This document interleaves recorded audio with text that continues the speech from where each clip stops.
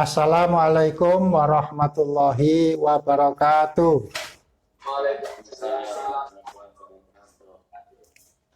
Marilah terlebih dahulu kita buka pertemuan ini dengan sama-sama membaca basmalah.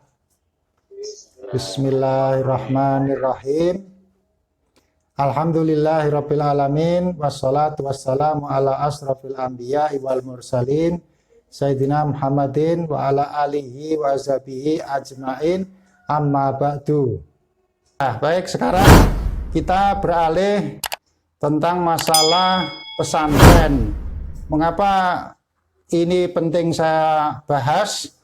Karena ada kebijakan yang relatif baru belum lama ini, yaitu tahun 2019 dengan terbitnya Undang-Undang Pesantren.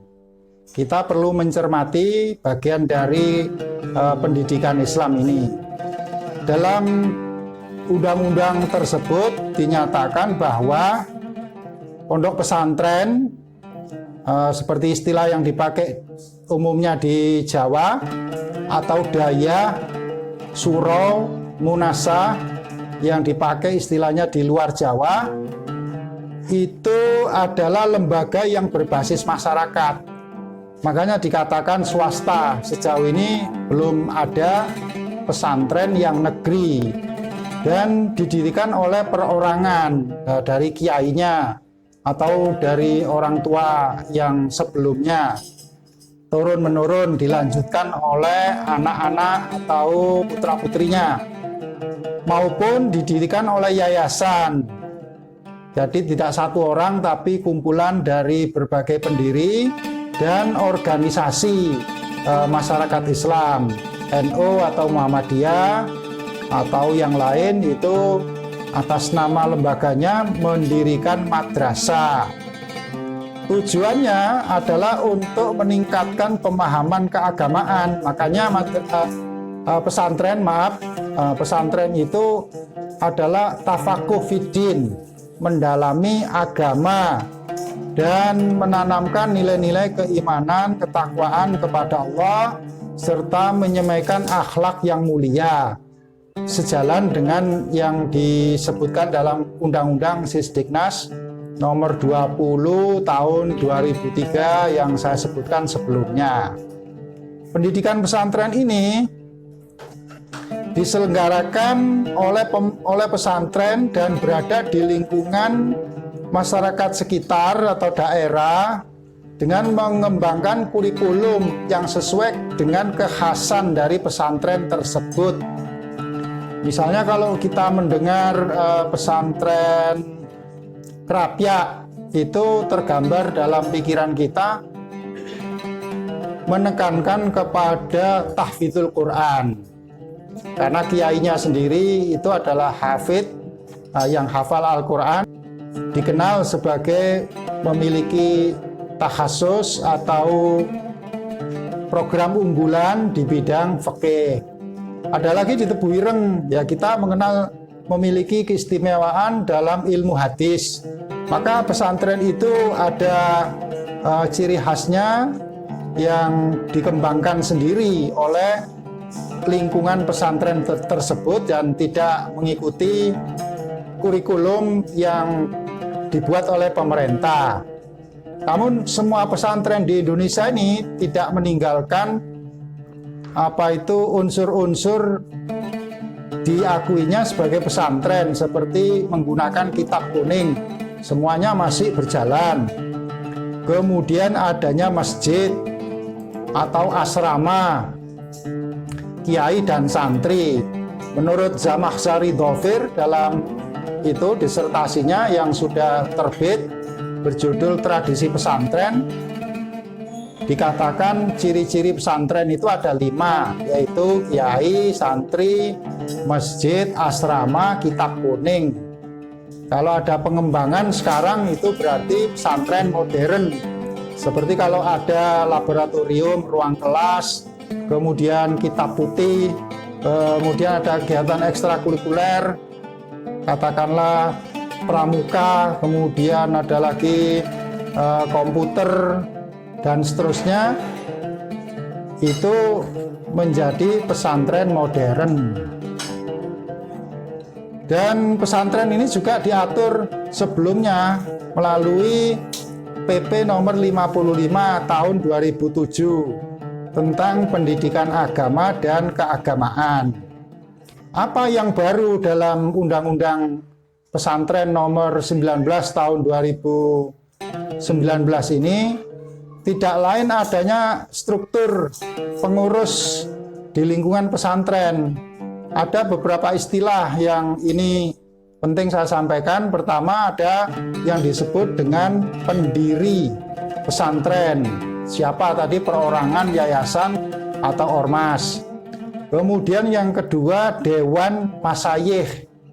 Dewan Masyayikh ini disebutkan dalam undang-undang tadi yang menyatakan bahwa dalam rangka penjaminan mutu internal, pesantren membentuk Dewan Masyayikh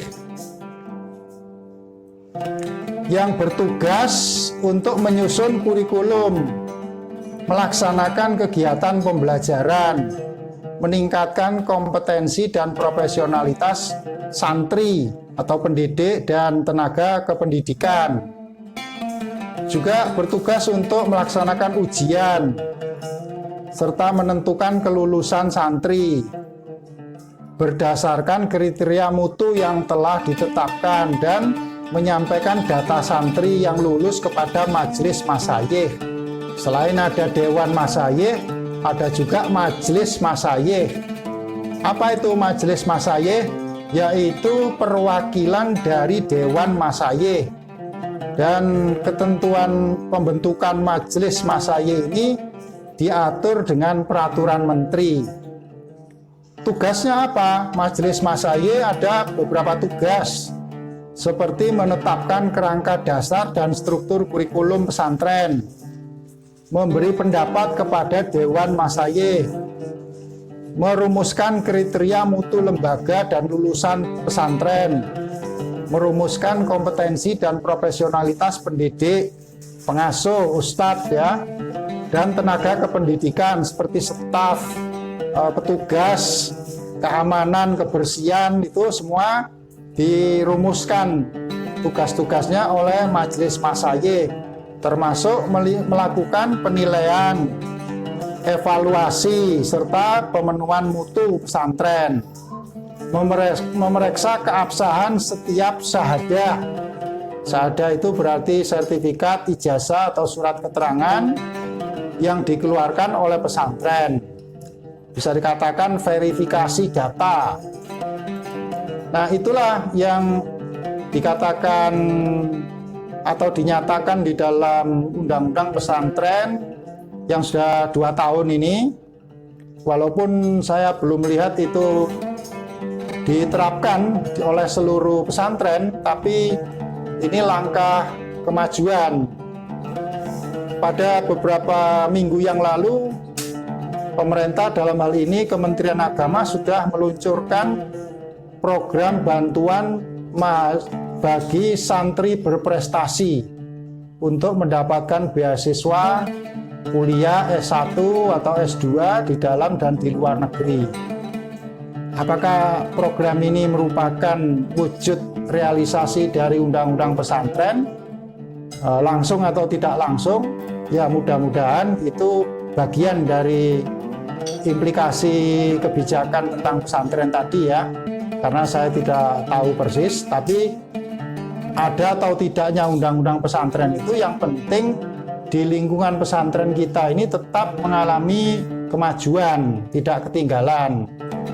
Terbukti pesantren di Indonesia itu sudah tahan lama sejak pertama kali berdiri di Indonesia yang dirintis oleh Wali Songo, seperti misalnya di Sunan Giri ada pesantren Girilaya, di Surabaya oleh Sunan Ampel itu ada pesantren Ampel Denta. Salah satu santrinya adalah Sunan Giri atau Joko Samudro. Berarti pesantren sudah ada pada zaman Wali Songo. Padahal Wali Songo itu menurut catatan sejarah hidup sebelum masa kolonial Belanda.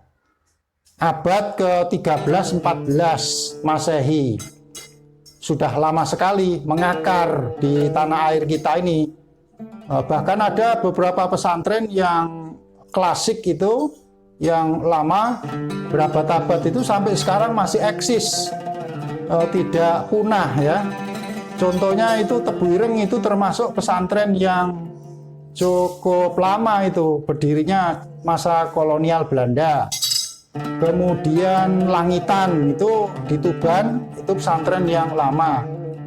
Di Banten saya yakin juga ada ya pesantren yang ya sudah umurnya lebih dari 1 abad, 100 tahun yang lalu, tapi masih berdiri berlanjut sampai sekarang. Ada lagi di Situbondo, itu Asem Bagus. Pesantren di Situbondo itu termasuk pesantren yang lama. Dan banyak lagi pesantren yang lain. Menurut data statistik dari Kementerian Agama, jumlah pesantren di Indonesia itu lebih dari 27.000, besar atau kecil, baru atau lama. Datanya ini bisa kita lihat karena Kementerian Agama menerbitkan buku yang bernama Direktori Pesantren. Di kalangan NU itu juga ada terbitan Direktori Pesantren yang itu memiliki data lengkap mengenai profil pesantrennya, pendiri, sejarah berdirinya, sampai kepada pemimpin pesantren yang masih ada sekarang, beserta alamat lokasi pesantrennya, nomor teleponnya, jumlah jumlah santrinya, fasilitas yang tersedia, semua lengkap di dalam Direktori Pesantren tersebut. Kalau kriteria dari pemerintah itu membagi pesantren dalam 3 bagian. Pertama yang disebut dengan pesantren salafiyah, disebut juga dengan tradisional. Agar tidak salah dengan penyebutan salafiyah, berbeda dengan salaf. Kalau salaf itu berarti salafi. Tapi kalau salafiyah ini berarti ya Ahlus Sunnah wal Jamaah. Umumnya dikelola oleh Nahdlatul Ulama. Jumlahnya masih 53%, jadi lebih dari separuh pesantren di tanah air itu adalah salafiyah. Sedangkan pesantren yang kholafiyah atau modern itu menempati ranking kedua sebesar 28,38%. Dan perkembangan terkini itu ada yang disebut dengan pesantren kombinasi atau gabungan, perpaduan. Dia berciri khas salafiyah tapi tidak meninggalkan kholafiyah tradisional modern. Kalau dikatakan modern saja tidak mau, karena dia masih memelihara warisan tradisi salafiyahnya. Jumlahnya mulai meningkat, ada 18,52%. Kebanyakan jumlah santri di pondok pesantren kita ini sudah seimbang antara santriwati dengan santri laki-laki. Hampir 50%-nya itu laki-laki dan perempuan. Kalau dulu masih banyak perempuan yang mondok pesantren daripada laki-laki. Dengan motivasi orang tua untuk menjadikan putrinya itu sebagai wanita soleha. Tapi ternyata sekarang laki-laki pun semakin banyak jumlahnya agar menjadi anak yang soleh. Kadang-kadang ada pesantren yang khusus menangani anak yang kecanduan narkoba, seperti di Suryalaya, Tasikmalaya, atau yang bermasalah. Sehingga pesantren ini memiliki fungsi ganda, bukan hanya fungsi tafakuh fiddin, mendalami agama, tapi juga fungsi sosial, karena dia mengatasi dan menangani, membantu ya para remaja-remaja yang terjerat kepada narkoba atau kehidupan yang kurang baik itu kemudian dipondokkan atau dipesantrenkan. Orang tuanya juga mengharapkan kalau masuk pesantren itu akan menjadi lebih baik perilakunya. Kebanyakan mereka yang masuk ke pesantren itu dari madrasah, jarang atau sedikit dari sekolah umum. Alasannya diantaranya yang paling sering dijumpai itu karena mereka tidak memiliki basic bahasa Arab. Beda dengan lulusan madrasah, karena ada mata pelajaran bahasa Arab, sehingga untuk masuk ke pesantren itu dia merasa sudah punya bekal, tidak terasing lagi. Ada fenomena baru sekarang ini di perkotaan, muncul urban pesantren atau pesantren kota, di mana para santrinya itu sudah mulai rame diikuti oleh para mahasiswa. Seperti di Yogyakarta itu ada pesantren Kerapyak yang ngaji santrinya itu tidak murni tinggal di situ aja, tapi kalau pagi siang dia kuliah di UIN Sunan Kalijaga, sore dan malam dia ngaji di pondok dengan kurikulum setempat. Hitung-hitung daripada dia kos di luar lebih mahal, juga pergaulannya belum tentu baik ya, maka efektif kalau dia sekalian mondok, dapat ilmu agama dan juga ilmu-ilmu yang dikembangkan di UIN, atau kalau kuliahnya di UGM berarti dia mendapat ilmu-ilmu modern. Dan orang tuanya juga kalau mengirimkan anaknya kuliah belajar di Jogja dengan tinggal di pondok pesantren, lebih tenang hatinya, pikirannya, daripada kalau di kos-kosan yang tidak terkontrol ya pergaulan dan lingkungannya.